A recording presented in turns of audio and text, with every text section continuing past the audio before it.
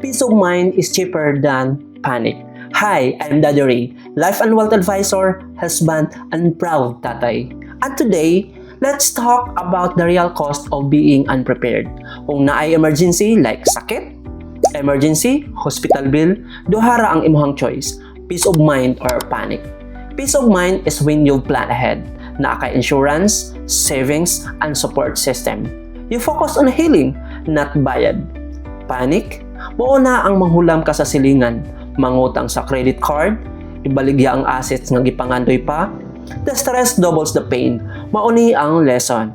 Preparation is always cheaper than reaction. You either invest a little now or pay a lot later. In money, in time, and peace of mind. Choose peace of mind today. Message me if you want to learn how to protect your family and your future.